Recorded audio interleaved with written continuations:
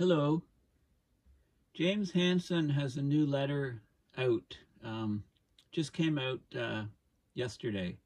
And this figure here from a peer-reviewed paper of a few years back looks at aerosol radiation and aerosol cloud interactions. So just about everybody knows that the human emissions are increasing the greenhouse gases around the planet, trapping more heat, leading to global warming. Not so many people are aware of the large effect that anthropogenic or human caused emissions of aerosol particles. Aerosol particles are anything in the atmosphere basically that isn't water based, so not water vapor or water droplets or ice particles, ice crystals, etc. Anything other than that, like aerosols, particles, they have two effects. They have a direct effect. So this is a direct effect. How radiation, solar radiation coming from the sun interacts with the aerosols. So this is the radiative forcing that is caused, and it's negative because it blocks some of this, the aerosols block some of the sunlight, cooling the earth below. Less sunlight reaches the surface, more of it is scattered back up to space or absorbed at high elevations in the atmosphere. So it basically has a cooling effect. And this paper comes up with the blue curves here for the forcing. And the IPCC number is the black dot, and with the range being the error bars here. Okay, so this is a direct effect. There's also an indirect effect because these aerosols act as cloud condensation nuclei. Okay, so water droplets adhere to the aerosol droplets and form the basically small droplets that act, cumulatively, basically are a cloud. The smaller the droplets, the brighter the reflectance from the so-called Twomey effect. Okay, so, and that effect, that aerosol effect is actually much more significant because when there's more aerosols, there can be more cloud cover, and the clouds, of course, block incoming solar radiation, so they cool the surface below. So again, it's a negative radiative forcing. These are probability distribution functions. So we've got probability on the vertical axes and the radiative forcing negative in this case because of the cooling effect on the horizontal axes. So you get the effects here. So this is again an effect of cooling. Now, if you sum these two together to get the total aerosol effect, you get these sort of numbers. So the IPCC numbers are the black with the black error bar range, and the black dot is about, it's close to -1 watts per square meter forcing from these aerosols. You can see that it's a very skewed distribution. It's not like a bell curve. Okay, there's a lot more, it takes a lot longer to drop off on the side of higher radiative forcing. Okay, so basically, the radiative forcing could be much larger than we think. Okay, -1 is just the best estimate. It's a skewed distribution. Okay, so this is very key. Now, where does this come from? This comes from a paper which is open source. It's called Bounding Global Aerosol Radiative Forcing of Climate Change. It was published November 1st, 2019. I'll show you some figures and I'll talk about that paper a little bit more, but that's where the figure comes from. Now, this is James Hansen's website at Columbia University. Okay, and December 7th, he just came out with a new communications called "A Miracle Will Occur is Not Sensible Climate Policy." Okay, and this stuff is so important and so timely, as COP is underway. And next week, the AGU conference starts. It's the American Geophysical Union Conference It's in San Francisco at the Moscone Center. It's one of the largest earth sciences conferences.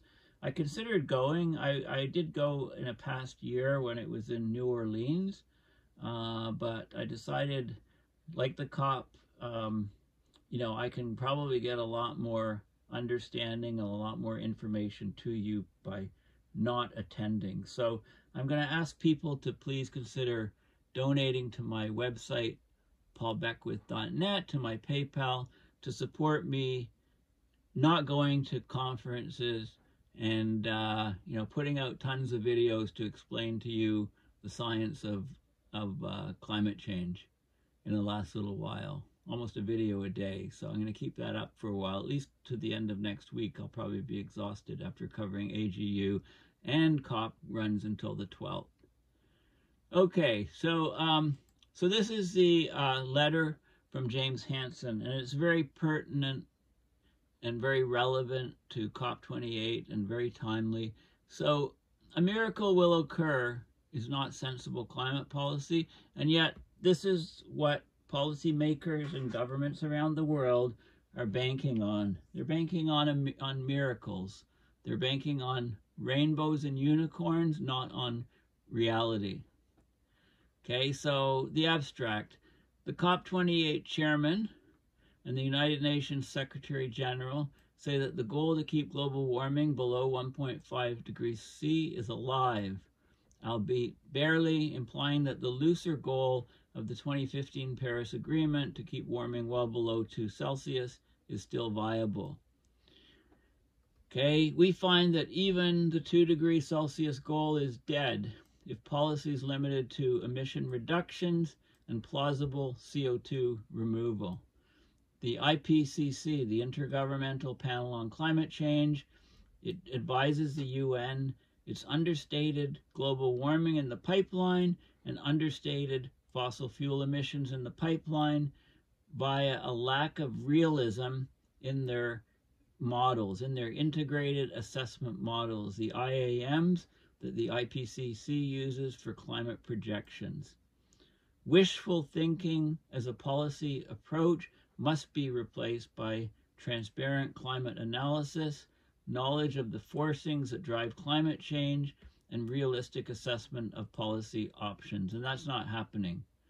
The next several years provide a narrow window of time to define actions that could still achieve a bright future for today's young people. So, he's always got some hope, and which I have less of than him, I think, these days, that we're going to turn this beast around, this climate beast around. We do owe young people the knowledge and the tools to continually assess the situation and devise and adjust the course of action. Okay, so the key paper again is Global Warming in the Pipeline, and there's a link on to that paper right here, Global Warming in the Pipeline. So have a look at that, and the webinar explains it. If you haven't watched the webinar, it's a must watch. Also, my interview with James Hansen from a few weeks ago. Okay, so the global warming in the pipeline, it puts comparable emphasis on, one, the Earth's paleoclimate history. How much did Earth temperatures change in the past? How long did it take them to change? And what was the change in greenhouse gases and all the other forcings, the feedbacks, etc., to have those changes occur? So what's the Earth climate sensitivity? And therefore, what is the level of cooling from the aerosols? So there's comparable emphasis on three things in this paper: the Earth paleoclimate history, global climate models, or GCMs, and modern observations of climate processes and climate change. This approach, three-pronged approach, is different from that of the IPCC, which they put their emphasis on the global climate models and their integrated assessment models, the IAMs. GCMs are an essential tool, but models must be consistent with Earth history, and projections of future climate must employ plausible scenarios for energy use and for the climate forcings that drive climate change. Okay, so the policy implications of climate science can be grasped from a basic understanding of the human-made forcings that are driving Earth's climate away from the relatively stable climate of the Holocene, which is about the last 10,000 years. So our task is to understand the climate forcings, the changes that will be needed to maintain a hospitable climate for humanity. Concerned public, including policymakers, must learn to appreciate basic graphs that summarize real-world data, because these must provide the basis for policy discussion. And they just don't get it, the policymakers especially. They shouldn't be policymakers if they don't have some basic understanding of science. Right? If you're trying to become a policymaker and you just study policy making stuff, but you don't know science, you're pretty useless as a policymaker. You need to have a science background and then learn some policy stuff, and then you can be effective. And we don't have good policymakers. We just have ineffective policymakers who don't understand science and can't read basic science graphs. So climate science, there's two major climate forcings, right? As I mentioned in the intro, there's human-made greenhouse gases, and there's these aerosols, fine airborne particles. Greenhouse gases reduce Earth's thermal heat radiation to space. They trap heat, so they cause an Earth energy imbalance, and the planet warms. We get global warming. Aerosols reflect sunlight to space, mainly via their effect as condensation nuclei for clouds. More nuclei lead to smaller cloud drops and brighter, longer-lived clouds. Aerosols thus cause a global cooling that partially offsets greenhouse gas warming. That's the indirect effect, which I talked about in the graph in the intro, and then the direct effect is the aerosols blocking some sunlight themselves. Now we can talk, let's just look at some of the figures. I'm not going to go into all the details of greenhouse gases, but here they are. This is a forcing in watts per square meter, effective forcing per year, and you can see the, it kind of peaked here and then dipped and it's going back up here. This is it's broken down into CO2 is the bulk, and then methane is the next biggest chunk, nitrous oxide, and then we have ozone is a small one, and here we have Montreal Protocol trace gases plus other trace gases. Okay, and then where we're heading, we need some magical reductions in order to basically stay below, really high temperature limits. Okay, so basically the maximum growth rate occurred after 1980. Okay, because these CFCs were increasing rapidly until being curtailed by the Montreal Protocol. Okay, the greenhouse gas forcing today, which is the sum of annual increments from 1750 through 2023, is 4.2 watts per square meter. Our calculated forcing agrees closely with the IPCC calculated forcing. This is a huge climate forcing, slightly exceeding the 4 watts per square meter for doubled CO2. If a forcing this large or larger is left in place indefinitely, it will transform the planet, which is what it's doing rapidly right now. The IPCC best estimate for equilibrium climate sensitivity is 3 degrees Celsius. From paleoclimate data, this has to be wrong. From paleoclimate data, the ECS is 4.8 degrees Celsius plus or minus 1.2 degrees Celsius. This excludes the 3 degrees Celsius number with greater than 99% certainty. So this number, the IPCC estimate, is wrong. There's only less than 1% chance that it's correct. The ECS includes only fast feedbacks that occur in response to climate change, the most important being atmospheric water vapor, clouds, and sea ice. It excludes slow feedbacks like changes in ice sheet size and methane released from melting permafrost or methane hydrates. But ECS is the proper sensitivity to employ an analysis of human-made climate change to date, because the ice sheets haven't changed much, and any slow feedback release of greenhouse gases is accounted for, treated as a climate forcing. Okay, so basically,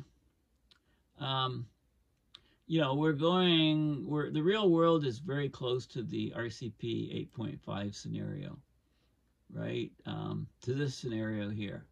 You know, we're not cutting back on greenhouse gas emissions, fossil fuel emissions. We're just, it's not. So there's a huge gap. I mean, they talk about RCP 2.6. There's a huge gap between this and reality. There's, you know, and they're arguing, you know, that we can close it by direct air carbon capture and storage, but the annual cost with present carbon capture and storage would be 3.4 to 7 trillion. It's just not happening, right? So the IAMs, the integrated assessment models that they're using, are basically they're rainbows and unicorns. They're not real. Global warming through 2022 is only about 1.2 Celsius, much less than expected equilibrium warming, because it takes time, because of the lag, the thermal inertia, because of the oceans. Okay, so even after 100 years, the surface temperature response to a forcing is only about 60%. Human-made aerosol forcing causes some cooling that offsets greenhouse gas warming. Okay, but the aerosol forcing is being reduced because of the removal of sulfur from shipping fuels. So the measurement of the aerosol climate forcing needs precise global monitoring of aerosol and cloud microphysics, which we're not doing. So basically it's being used as a free parameter in climate models. That allows any equilibrium climate sensitivity to match observed global warming just by tweaking the aerosol forcing. A climate model with high equilibrium climate sensitivity must use large aerosol cooling to match the warming, right? And if the climate model has low equilibrium climate sensitivity, like the IPCC number, then it doesn't need as much aerosol cooling. But there is a direct measurement. We can get observations, or an inadvertent global aerosol experiment is now playing out, and this is with the ships, right? And the reduction of sulfur. You know, we measure the clouds created by the ships. Okay, there is a resolution of a 40-year mystery about global temperature in the last glacial maximum. Okay, it was unclear. We thought it was about 5 degrees difference from today. But the LGM, the last glacial maximum, at the peak cooling time, 18 to 21,000 years ago, before present, it was 7 degrees Celsius plus or minus 1 Celsius colder than the Holocene, not 5. This large LGM cooling leads to this equilibrium climate sensitivity that Hansen reports is correct, with the 4.8 Celsius plus or minus 1.2. If the LGM cooling were only 3.5 degrees Celsius, as was assumed 40 years ago, ECS would only be 2.4 for a doubling.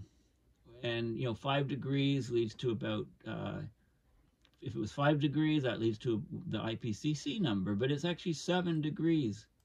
It was much colder at the peak of the last glacial maximum. GCMs alone could never have resolved this mystery because GCM results depend on all climate feedbacks, which are still poorly understood. But real-world climate change between the LGM and the Holocene equilibria exactly includes all real-world feedbacks. Thus, we can precisely evaluate the ECS, but once the LGM and Holocene climate states are well defined, which they are now. So basically 4.8 degrees Celsius. That's CECM, and the IPCC just has it wrong. Okay, some of the GCMs have given ECS values of 4 to 6 Celsius for doubling of CO2, especially among GCM groups that attempt to model complex cloud microphysics. But they basically toss those out. They call these wolf pack scenarios, contrast them with the pack, the mainstream climate models with ECS nearer to 3 degrees, and they just toss these out. So IPCC, in taking the 3 degrees as their best estimate for ECS, in effect endorses mainstream climate models.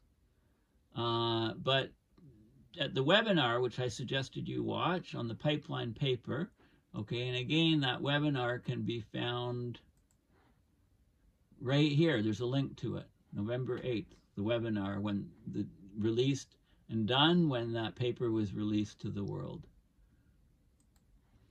Okay, there's figures showing that the high sensitivity models are in much better agreement with satellite observations of seasonal and latitudinal cloud changes. Cloud modeling is primitive, but these models suggest that cloud feedbacks are a major cause of high climate sensitivity. So separating cloud feedbacks from aerosol-induced cloud changes might be a tough task, if not for this inadvertent experiment that's been initiated by the International Maritime Organization when it placed a constraint on sulfur content of ship fuels beginning January 2015, and then they were tightened on January 2020. So this experiment, although the change occurred in 2 steps, it has a reasonably sharp beginning. Ship traffic has a known geographical distribution. Before the regulations from the IMO, ships were the main source of sulfur aerosols in the North Atlantic and North Pacific. In contrast, the largest cloud feedback is probably in the southern half of the southern hemisphere, south of 30 degrees south.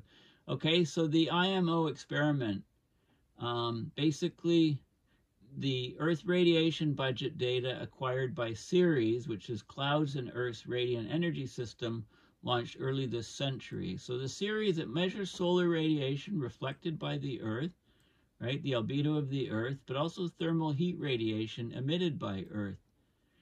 The reflected solar radiation declines coincident with the imposition of the IMO sulfur rules. This is the increase, so therefore the absorbed solar radiation increases, and this is this absorbed solar radiation. So from January 2015 to December 2019, it was 0.99.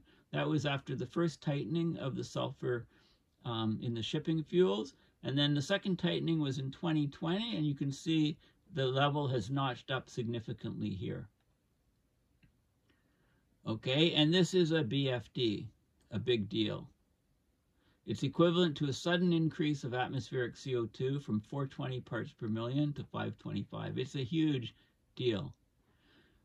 This large change of the Earth's albedo accelerates global warming.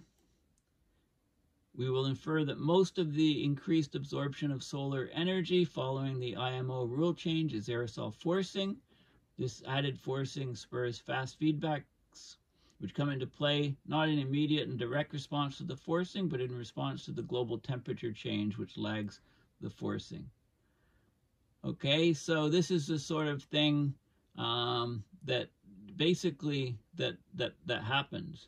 So the global temperature change here, this is modeled, was modeled by Goddard Institute of Space Science in 2014, the global temperature change increase, and this is what is modeled in 2020 with the changes from the IMO and the International Maritime Organization and so on, much higher temperature increases. This is a temperature response function of both. Okay, and this is what the global temperature becomes based on this new analysis, right? So we were at 0.18 degrees Celsius per decade increase from 1970 to 2010, the green linear fit to the temperature. Now the baseline is 1880 to 1920 in this case. Often it's taken as 1850 to 1900. Okay, this is what the warming is to be expected, an increase of 50% to 100%. So this is 0.27 degrees Celsius per decade. This is 0.36, and this is where we project the El Nino peak. And just in the last few weeks, the El Nino that's occurring has ramped up, so it's basically becoming a super El Nino. So we're getting accelerated global warming. Decreased aerosols will increase the global warming rate which was 0.18 degrees Celsius per decade in 1970 to 2010, by 50 to 100%, as I just stated, to between 0.27 and 0.36 per decade. Between these two, the bottom line and the yellow line, and the top line encompassing the yellow shading. Natural climate variability due to El Nino, La Nina makes it difficult to measure change, but basically this is plotting here the detrended temperature. We've got solar maxima here, we've got El Ninos occurring, and you can see the trend subtracted from the temperature records is based on the period 1970 to 2010. So the warming has greatly increased, the global warming. And again, this is a global emitted thermal radiation anomaly. So the Earth is heating up, we're emitting more thermal radiation. So even though we're emitting more thermal radiation, the Earth is heating up because way more is being absorbed. Okay, so the Ceres satellite data is vital for figuring out what's going on. And the amplifying cloud feedbacks grow in proportion to temperature rise, which is especially delayed in the southern hemisphere by the vast ocean. So the increase in Earth's energy imbalance in the past decade speeds ocean warming and growth of the cloud feedback. Thus, the long-anticipated decrease of southern hemisphere sea ice. It's really come to a head in the last few years because of the massive decline of southern hemisphere sea ice. This will increase the absorbed solar radiation and limit the global temperature decline after the El Nino is finished. Okay, so several ideas are eliminated by the Earth's radiation budget data. So some people thought that the Hunga Tonga volcanic eruption in early 2022, which I did a whole video on, it put up so much water vapor into the stratosphere, it caused a moderate increase in the warming rate by decreasing thermal radiation to space. But the infrared radiation to space is actually increased. So this is not so it doesn't make sense that the Hunga Tonga has caused all this recent warming. Excuse me. The energy source driving extreme warming is a large increase, 1.37 watts per square meter of absorbed solar radiation. And that's in figure 2 up here. Excuse me again. This right here. Okay? That's why the Earth is warming up like crazy. The solar irradiance is near a maximum of the current solar cycle, but that's only a 0.2 watts per square meter difference. Okay, so it's not solar variability. The current El Nino strengthened in recent weeks as a burst of westerly winds, that's winds from the west in the mid-Pacific equatorial region, pushed warmer West Pacific surface water towards South America, putting this El Nino into the super El Nino class of the 1997 to 98 and 2015 to 2016 super El Ninos, as measured by the Nino 3.4 index. So it causes a steep rise of global temperature. Okay, it's climate variability. So then there's these figures here, which are very important, showing that the total aerosol effect, which is the sum of the direct and indirect, is very, very large. And it has large error bars. It could be much larger than we even think. So the implications of global warming acceleration. Accelerated global warming will cause a 12-month running mean global temperature to exceed 1.5 within the next few months, okay? When we get the data from December, right, it could push us over 1.5 for the entire year of 2023, the 12-month running mean, and reach a level far above 1.5, maybe 1.7 or so by May 2024. It should fall back below 1.5 with the next La Nina, but decline will likely be limited. Okay, so global temperature will go even higher. That's assured by Earth's huge energy imbalance. We can't do anything else. So it's unnecessary to wait a decade to declare that the 1.5 limit's being breached. It's basically being breached now. We conclude that the increase of aerosol forcing since 2015 is on the order of 1 watts per square meter. The continued rise of absorbed solar radiation is caused by the growth of cloud and sea ice fast feedbacks, which rise in proportion to the accelerated global warming.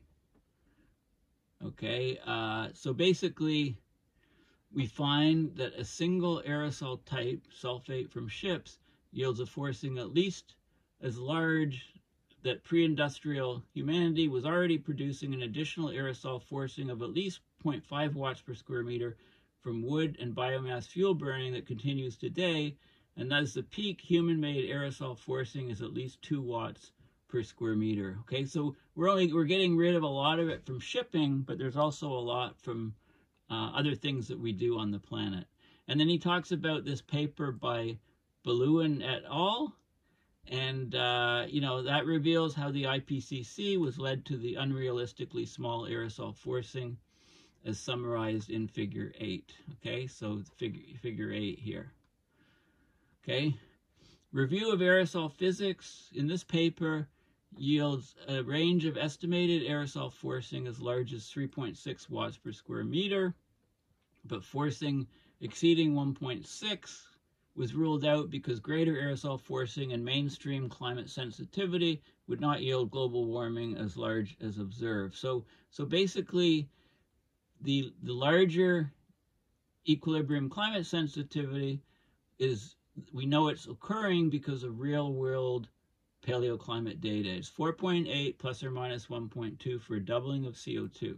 It's not 3, which is what the mainstream science is saying, and therefore, in order to counteract this, to get the warming that we see now, the aerosol forcing is much larger, and we've got the real-world inadvertent experiment with the International Maritime Organization showing that the reduction of sulfur in that one source of sulfur, commercial ships plying the ocean, is causing the huge warming, and it brings a consistent picture to all this, which isn't there with the IPCC stuff. Okay, so in summary, global warming acceleration is occurring. It's the result of a high climate sensitivity proven by paleoclimate data and a large negative aerosol forcing implied by high climate sensitivity supported by the International Maritime Organization experiment. So the doubling of the Earth's energy imbalance and the rising anomaly of absorbed solar radiation assure that an accelerated global warming rate will continue for at least a decade. So the 2C global warming rate will also be breached very, very soon. Hansen thinks within 15 years, unless purposeful actions are taken to reduce our present extraordinary planetary energy imbalance. In other words, if we wish young people to inherit a planet comparable to the one that has existed for the past 10,000 years, we have to reduce the enormous geoengineering of the planet from our human-made emissions, our fossil fuel emissions. Inadvertent geoengineering. And then he talks about, goes on, and this is open source, so you can have a look at this, but basically, he talks a bit about policy, some personal anecdotes about policy, how he's been trying to get people to be more concerned about climate change because things are much more sensitive, and how, he's given talks and so on, and, what we need from his perspective. We need a carbon fee. I think this is pretty obvious. Carbon fee. Call it a carbon fee and dividend. We need cooperation, East-West cooperation, because China is a huge emitter at the moment. Here's emissions by region. UK dropping, over time from 1800 to now. China has become huge, right? Dwarfing emissions are about 3 times higher than that of the US. You know, this is the U.S. here. Look at the little gap here. China's huge now. India's getting bigger, right? Cumulative emissions, China's still small. Right? You know, this is 1800 to 2020 cumulative emissions. Okay, so we need cooperation. This is a 1751 to 2020 cumulative emissions, tons of carbon per person. Right, the U.S. is a huge wedge here.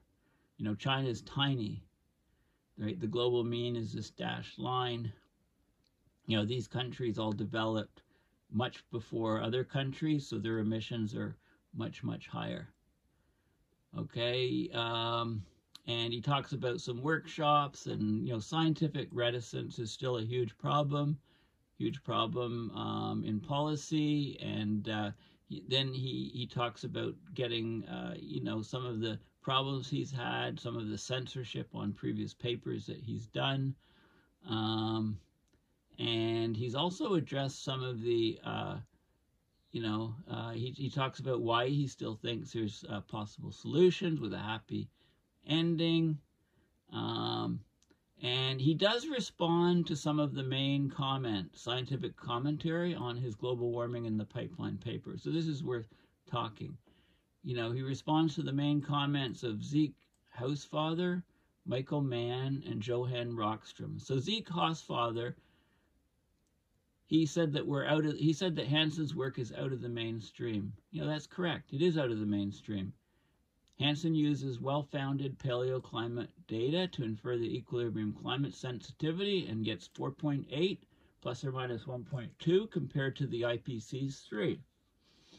Hansen's paper also uses multiple lines of evidence to infer that the negative aerosol climate forcing is larger than the IPCC estimates. So high climate sensitivity and declining aerosol forcing are the reason for the shocking increase of Earth's energy imbalance, and thus the acceleration of global warming that we're seeing right now. So when scientists say, you know, they're amazed at how quickly it is, well, look at Hansen's work, and it explains why it's so quick. Rockström said that global fossil fuel emissions declined 7% in the first COVID year. He says that a similar reduction every year would deal with the climate problem. Yes, it would, but no energy expert believes that such a rapid reduction is plausible. The West has no right to demand that nations working to raise their living standards reduce their emissions 7% per year. And during COVID year, the emissions dropped only 5%, not 7%. Michael Mann said he doesn't see any acceleration of global warming. Some people would say that the acceleration is already apparent, but the level to which global temperature rises by next May and then falls in the next La Nina will firmly settle the matter. Okay, so let's just see. I mean, it won't take long before we have absolute proof that there's acceleration of global warming or that there's not, which is what Michael Mann says, and he's like the go-to guy for mainstream media. They always go and get quotes from him. Mann also says that we don't see an increase in the rate of heat uptake in the ocean. Okay, but there's large error bars in it. The analysis from Hansen refers to changes underway in the last 20 years when we have much more precise data on Earth's energy imbalance from the combination of the Argo ocean data and the satellite Ceres data. Okay. Mann also says this paper is wrong because nations and industries and businesses are promising to go to zero emissions or net zero emissions. But leaving aside whether the promisers can all be trusted to deliver and whether their concept of net zero is really zero, the present global warming and planetary energy imbalance assure that we will hit 2 degrees Celsius of warming. Okay, so basically that's the situation. And then I should point out that the Hansen's group CSAS, they have donors, but they need to hire some people to replace people, and they're supported 100% by public donations, so they could always use support as well. So that's the gist of it. The gist of it basically is that we're not we can't expect a miracle to occur. I mean, that's the climate policy of COP28 and policymakers and governments talking about 1.5 alive. It's just total and utter nonsense. We can't expect a miracle to occur. So please consider going to my website, paulbeckwith.net, and donating to my PayPal to support my research and videos. And thank you for listening. Have a read of Hansen's latest letter. It's very, very important. And, you know, this is if you want all the details, this is a very technical paper that's referenced. Okay, it's basically, it's referenced in the letter here. It's open source. I showed you the image, but basically there's a large spread. The total aerosol effective radiative forcing is minus 1.6 to 0.6 with a 68% confidence, or minus 2 to minus 0.4 with a 90% confidence. Okay, so it could be much larger than what people think. And, you know, this is a very technical paper. You can look at the math, you can go through things if you want, the details. It talks about what other people's numbers are for the interactions and the forcings. This is an interesting graphic showing aerosols pre-industrial, like from fires, for example. But now all of the different sources of aerosols, you know, from humans on the planet. Right, very interesting. There's a couple, yeah, there's lots of formulas, lots of detail, lots of calculations, etc., etc. You know, I mean, this, if you want to know all about aerosols to great detail, it's all in here. I think there was some summary plots, or, yeah, upper bounds and lower bounds of parameters. And then there was this image here, which is in the Hansen paper, and definitions and stuff. So if you want all the details above and beyond Hansen's work, this paper is key. Okay, so thanks again for listening, and bye for now.